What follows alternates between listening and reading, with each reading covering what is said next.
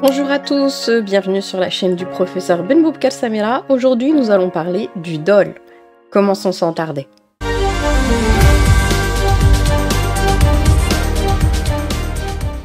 Le dol est une atteinte au consentement au même titre que l'erreur. Mais pour différencier le dol de l'erreur, on se pose la question de savoir si l'une des parties avait l'intention d'induire l'autre partie en erreur. C'est pour ça que le dol est défini comme l'erreur provoquée. Dans cette image, vous voyez Batman avec Harvey Dent qui a un aspect normal. Après, il deviendra double face, bien évidemment, mais il cache d'autres intentions, il a cette double personnalité, et c'est comme ça qu'on peut qualifier, imager le dol. C'est une erreur qui est provoquée volontairement par un comportement qui est malhonnête, qui est intentionnel. Donc si on regarde l'article 52 d'IDOC, on nous dit que le dol donne ouverture à la récision lorsque les manœuvres ou les réticences de l'une des parties, de celui qui la représente ou qui est de complicité avec elle, sont de nature telle que sans ces manœuvres ou sans ces réticences, l'autre partie n'aurait pas contracté. Le dol pratiqué par un tiers a le même effet lorsque la partie qui en profite en avait connaissance. Donc, ce sont des manœuvres ou des réticences. On reviendra sur ces deux types de dol qui vont provoquer l'erreur. Et sans ces manœuvres, la personne n'aurait jamais contracté. Donc cette image, vous avez quelqu'un qui est soumis au détecteur de mensonges. Bien évidemment, dans le contrat, on ne peut pas faire ça et mettre les parties avec un détecteur de mensonges pour savoir si leurs intentions sont sincères et réelles. Le dol repose sur un élément intentionnel, un élément psychologique, de vouloir induire l'autre partie en erreur, lui cacher des informations pour que cette personne signe le contrat. Donc il y a une sorte de manipulation, de changement, de dissimulation qui est consciente et qui est délibérée. Donc la personne qui cache de manière consciente, quelqu'un qui donne de fausses informations de manière volontaire, qui est de mauvaise foi, et en fait sont considérés comme des manœuvres dolosives. Donc le dol, c'est une tromperie, et ça va provoquer dans la tête de l'autre partie qui est honnête, une erreur qui, sans cette erreur, il n'aurait jamais contracté. Donc l'erreur qu'on a vue dans la séance précédente est en quelque sorte moins grave. Tandis que le dol, il y a cet aspect frauduleux, cet aspect presque, si on était sur le terrain du pénal, de l'escroquerie, pour pousser l'autre partie à contracter. Alors, donc là, on a choisi de faire une synthèse avec une carte mentale pour comprendre toutes les caractéristiques du dol et puis les effets du dol, les conséquences du dol sur le contrat. Donc le dol regroupe à la fois des manœuvres, c'est-à-dire des fausses déclarations, c'est-à-dire des actes positifs, donner des fausses informations, changer les caractéristiques de la chose que vous vouliez acheter, par exemple. Si le vendeur dissimule aussi une information, c'est aussi ça rentre dans la catégorie des manœuvres, mais on parle de réticence, et aussi la fraude, par exemple changer la qualité de la chose, changer le poids, tout ça entre dans le cadre des manœuvres dolosives. L'intérêt, par exemple, du vendeur, c'est d'embellir la réalité, par exemple, si c'est un véhicule, de trafiquer le kilométrage du véhicule pour qu'il ait moins de kilométrage et que sa valeur, par exemple, augmente. et l'objectif pour lui, c'est de conclure de la vente et de faire un gain qui est illicite par rapport à la réalité du bien. Il y a aussi des techniques de persuasion. Donc parfois, quand on parle de vente forcée, même si ça rentre pas dans notre étude, vous avez des vendeurs qui sont très persuasifs et qui vont pousser le client avec des cadeaux, avec de fausses promesses, de fausses garanties pour que la personne souscrive le contrat. Mais la doctrine a essayé de faire une distinction entre le dol qui serait naturel, qui serait lié à la force de persuasion du vendeur et qui est en quelque sorte, c'est les règles du jeu dans la vente, et le dol qui serait mauvais. Donc c'est pour ça qu'on a le dolus bonus et le dolus malus. Donc, qu'est-ce qui rentrerait dans la catégorie du bon dol, du dol qui serait considéré comme bonus? Donc, un vendeur qui exagère un peu trop les vertus d'un produit, donc ce serait considéré comme les pratiques dans les ventes. Un commercial qui vous dit que c'est un produit qui est formidable, que vous allez jamais vous en passer, qu'il ne tombera jamais en panne. Ça rentre dans les normes acceptables de la vente pour avoir une force de persuasion et faire signer la vente. Mais ça reste dans la limite des pratiques normales d'exagérer un peu la valeur du produit. Par contre, vous avez le dol qui va intenter sérieusement à l'acheteur et qui va le mener vers de fausses informations. Et s'il avait la bonne information, il n'aurait jamais conclu ce contrat ou acheté ce produit. Donc ce serait des fausses déclarations, une volonté de tromper l'acheteur, et ça, quand ça rentre dans ce cas-là, donc dans le dolus malus, c'est-à-dire le mauvais dol, là, à ce moment-là, ça peut conduire à la nullité du contrat. Parce qu'il y a une protection du consommateur qui est accrue pour éviter ce genre de pratique. Mais donc ça rentre dans le droit de la consommation. Mais dans le droit des contrats, on a cette protection de l'autre partie lorsqu'on a eu une volonté d'induire en erreur sérieusement l'autre partie. Donc, on a une typologie des manœuvres dolosives. Donc, on a la tromperie, donc on a la dissimulation d'informations qui rentre dans la réticence dolosive. Aussi, pareil, dans la réticence dolosive, vous avez les cachotteries, vous avez les ruses.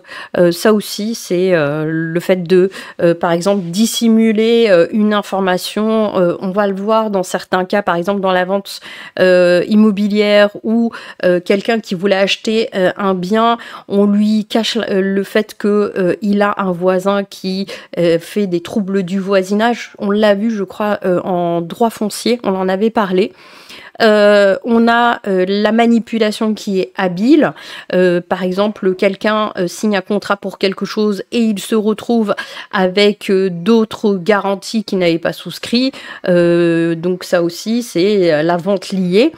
Vous avez les feintes qui sont faites, l'hypocrisie, la simulation, tout ça, ça peut entrer, si on doit faire une typologie, des manœuvres dolosives dans le cadre du dol.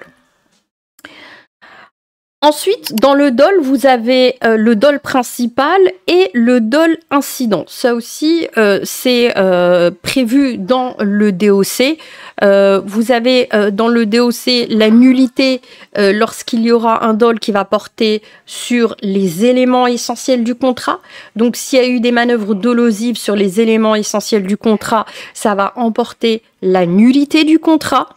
Par contre, si le dol porte sur les accessoires, le DOC nous explique que ça ne va pas conduire à la nullité du contrat, parce que il n'y a pas eu de dol sur les éléments essentiels du contrat, mais plutôt des manœuvres dolosives sur un élément subsidiaire, un accessoire.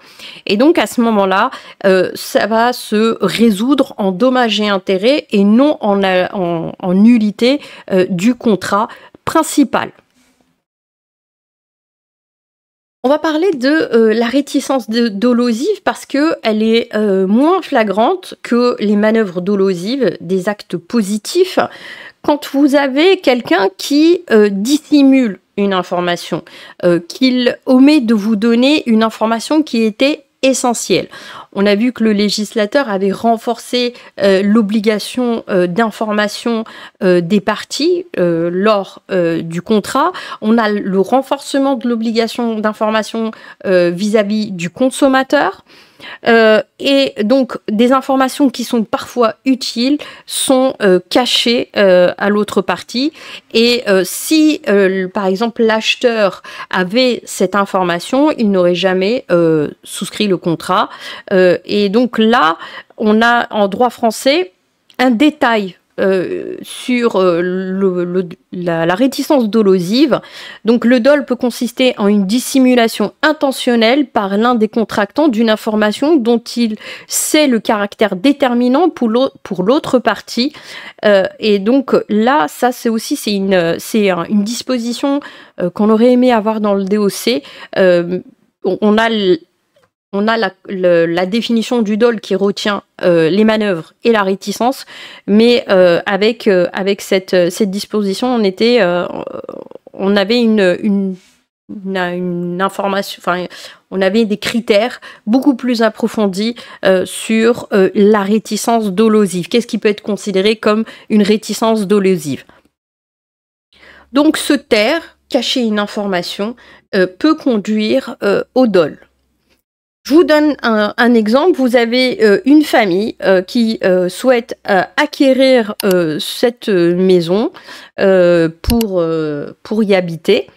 Le vendeur, qui est ici, l'agent immobilier, cache le fait que cette maison donc, est habitée par quelqu'un qui cause des troubles du voisinage.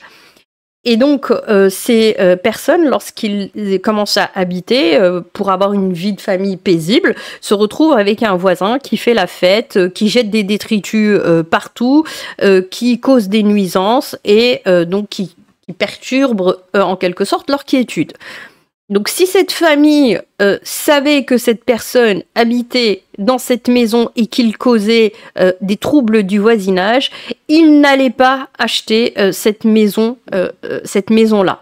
Donc quand le vendeur a sciemment caché cette information, la jurisprudence a considéré que c'était une réticence dolosive et donc il y a eu plusieurs arrêts en France où la vente a été annulée du fait que l'agent immobilier avait omis de signaler la présence de ce voisinage qui perturbe la vie dans ce quartier.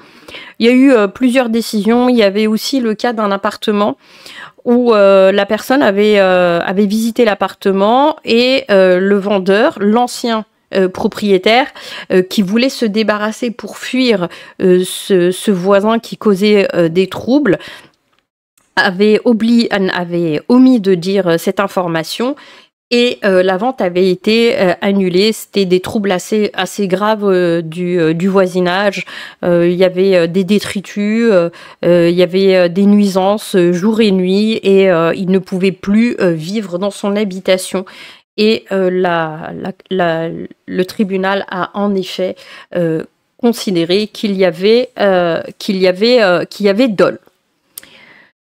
Le dol, en fait, donc au niveau de la jurisprudence, il faut s'y attarder un peu. Donc j'ai décidé de vous donner deux arrêts de la Cour de cassation marocaine. Donc un arrêt de la Cour de cassation du 21 novembre 2013. Donc vous avez ici les références si vous voulez le chercher en langue arabe. Donc là, c'est juste un petit résumé. Dans cette espèce, il y avait une demande On a considéré qu'il y avait dol, mais la partie n'avait pas demandé la nullité du contrat. Elle s'était contentée de demander simplement une réduction du prix au lieu de la nullité sur le fondement du dol. Les juges ont considéré que le dol, c'est des manœuvres dolosives. Qu'en l'espèce, il y avait bien eu des manœuvres dolosives et que donc ça constituait le dol et qu'il n'y avait pas la possibilité de réduire le prix ou de donner des dommages et intérêts, puisque ça concernait les éléments essentiels du contrat. Rappelez-vous la distinction entre le dol incident et le dol principal, et qu'il ne pouvait pas y avoir de réduction du prix, mais simplement la nullité du contrat.